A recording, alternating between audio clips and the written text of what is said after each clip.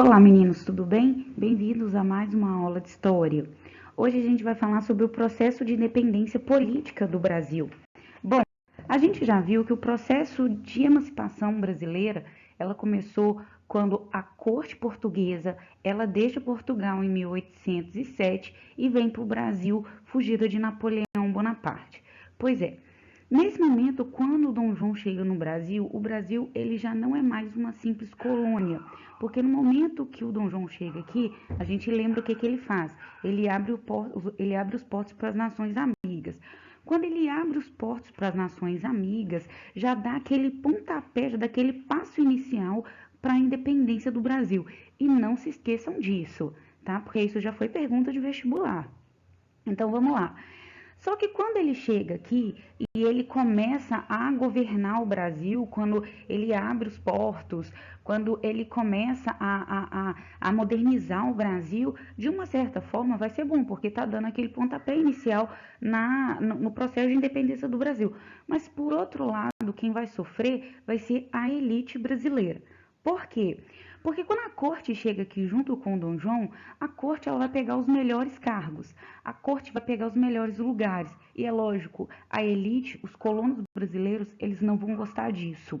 Eles não vão gostar disso porque eles vão ficar à margem da política. E é lógico, quando a corte chega aqui, a corte vai querer todo aquele luxo que eles tinham em Portugal. E esse luxo, ele vai gerar gastos. E esses gastos vão vindo dos aumentos de impostos, vão vindo dinheiro do povo brasileiro e principalmente do Nordeste. E é do Nordeste que vai vir em 1817 a chamada Revolução Liberal. A Revolução Liberal, ela vai acontecer em Pernambuco e vamos lembrar, eles vão querer a emancipação de Pernambuco. Os pernambucanos, eles chamavam o Rio de Janeiro, a população de Pernambuco chamava o Rio de a Nova Lisboa. As pessoas de Pernambuco elas estavam bem satisfeitas com o absolutismo de Dom João e todos participaram dessa revolução. Toda a população, membros da maçonaria, soldados com soldos atrasados, com salários atrasados, populares, membros do clero, principalmente os membros do clero, porque eles liam muito sobre o iluminismo que vinha da Europa, tá? E o mais liberal de todos os reis, de todos os padres, era o Frei Caneca. Então, no dia 6 de março de 1817, eles assumiram o governo de Recife e proclamaram a República. E a Paraíba e o Rio Grande do Norte também se juntaram a eles. E vamos lembrar que essa foi uma revolta elitista. E por que a gente sabe que foi uma revolta elitista? Porque eles não mexeram na propriedade privada e muito menos nos escravos. Todos que tinham escravos continuaram com os seus escravos. Aqui a gente tem uma foto do Frei Caneca. E as pessoas, né, os rebelados ainda de Pernambuco, eles fizeram ainda uma chacota durante essa insurreição, eles ainda fizeram uma chacota de Dom João VI, falando que se ele ficou com medo de Napoleão, que se eles ficaram, né, se eles fugiram de Portugal, que culpa tinham eles, né? Enfim, mas a República durou pouco, ela durou 74 dias e a repressão de Dom João foi rápida e ele acabou com a República, com a Revolução Liberal de Pernambuco de 1817. Agora a gente também vai falar de outra revolta, foi contra Dom João, mas não foi aqui no Brasil, foi em Portugal. Foi a Revolução do Porto. O que foi essa Revolução do Porto? Bom, Dom João, quando ele chega aqui no Brasil e faz a abertura dos portos a nações amigas, ele, ele desfaz o pacto colonial. E esse pacto colonial era o pacto que fazia com que o Brasil só comprasse e vendesse com Portugal. Então, o que acontece? Portugal perdeu a colônia dele e com isso ele perde dinheiro. Então, quando os portugueses recuperam Portugal, né, depois que Napoleão morre e tem o Tratado de Viena, eles devolvem os territórios. Então, agora Portugal se estabeleceu e quer a colônia de volta. Só que Dom João está aqui. Então, enquanto Dom João está aqui, não tem como eles pegarem a colônia de volta. Então, a primeira coisa, Dom João tem que voltar. Dom João tem que sair da colônia, Dom João tem que sair do Brasil para eles conseguirem recolonizar o Brasil. Ponto. Eles também querem uma monarquia parlamentar, onde o rei vai ser uma mera figura ilustrativa e quem vai ter o poder vai ser o parlamento. Ok, a elite brasileira começou a perceber essa jogada e a elite brasileira já não quer deixar o Dom João sair daqui porque o Brasil não quer virar colônia. A elite brasileira não quer ter que pagar os impostos de novo para Portugal. Então vai acontecer a Revolução do Porto por conta disso. Eles vão começar, inclusive, a ameaçar a mandar tropa para cá para pegar Dom João. Então Dom João ele vai fazer. Então Dom Pedro faz uma jogada. Qual que é a jogada? Deixa o filho dele fica aqui. Deixa o filho dele ficar aqui. Por quê? Porque se o Brasil for ficar independente, que seja pelo menos com alguém, seja com alguém da família dos Braganças.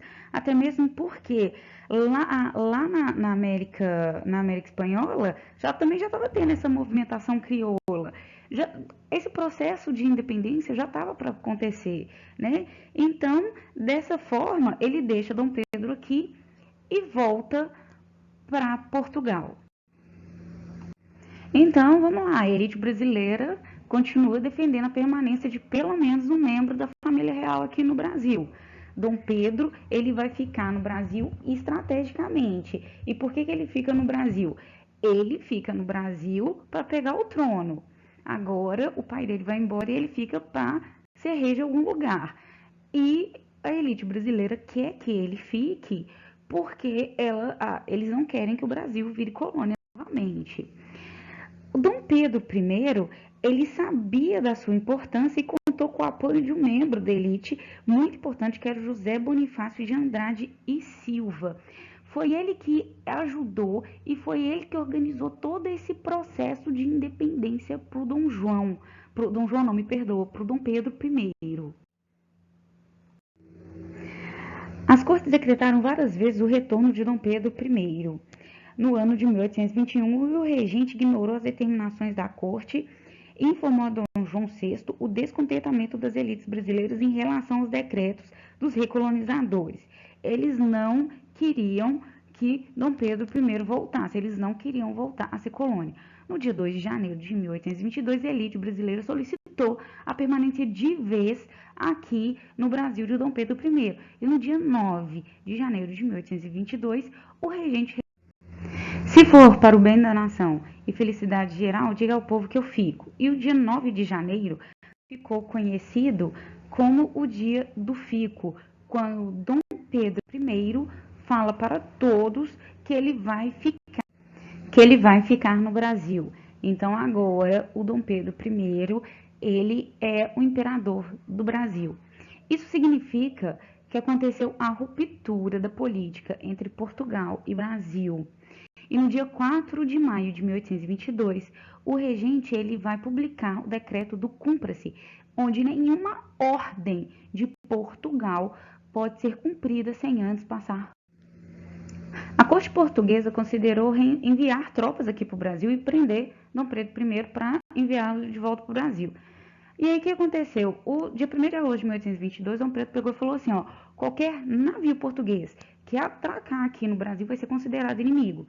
E no dia 7 de setembro de 1822, com o denominado Grito do Ipiranga, Dom Pedro I declarou a independência do Brasil. E no dia 1º de dezembro de 1822, no Rio de Janeiro, foi aclamado e coroado imperador do Brasil.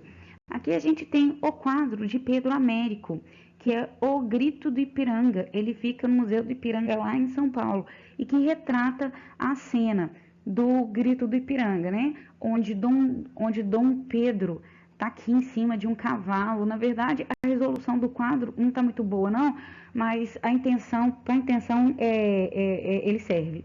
Vamos lá, está mostrando que o Dom Pedro ele está aqui em cima no cavalo dele, gritando, né, independência ou morte, e as pessoas que estão aqui no cavalo são todos da elite. Aqui é a elite que está fazendo parte desse processo, né? Aqui tem um camponês, aqui no fundo tem um casebre. Mas quem está fazendo parte dessa independência aqui está sendo a elite brasileira. Então, ou seja, nesse momento aqui, quem está com Dom Pedro é a elite brasileira. Então, esse quadro aqui, ele foi feito para mostrar que quem fez a independência foi a elite brasileira. Mas, em contrapartida, a gente tem esse outro quadro aqui, que foi feito por Moreau, e nesse outro quadro aqui, ó, a gente tem, de novo, Dom Pedro em cima de um cavalo, todo imponente, mas só que dessa vez, quem está em volta dele, proclamando a república junto com ele, são populares. Então, nessa proclamação da república aqui, já está falando que quem fez a república junto com ele foram os populares. Então, a gente tem duas versões aí, mas na história a gente já viu que, inclusive, ele não quis que os populares fizessem a revolta junto com ele, pelo processo que aconteceu, inclusive lá no Haiti, onde aconteceu a revolta do Haiti e o povo pegou a república. Então, aqui no Brasil, ele já não queria que acontecesse isso, nem aqui, nem lá na Espanha, nem aqui, nem na América Espanhola, porque os crioulos também estavam com medo que acontecesse isso na América Espanhola. Então, quem fez esse processo de independência, tanto na América portuguesa quanto na América Espanhola, foram a elite.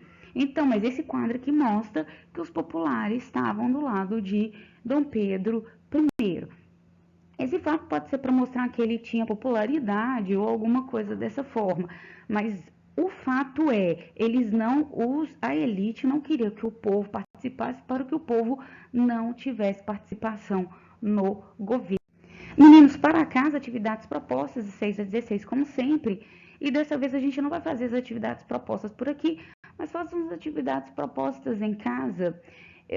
Façam as atividades de aplicação em casa, e se vocês tiverem dúvida, eu vou estar aqui na sala Google para resolver qualquer dúvida que vocês tiverem. Vocês podem me mandar aqui pela sala Google e não tem problema algum. A gente vai continuar fazendo nossas aulas por aqui, e a gente pode tirar também nossas dúvidas por aqui, ou vocês podem tirar também no grupo de WhatsApp.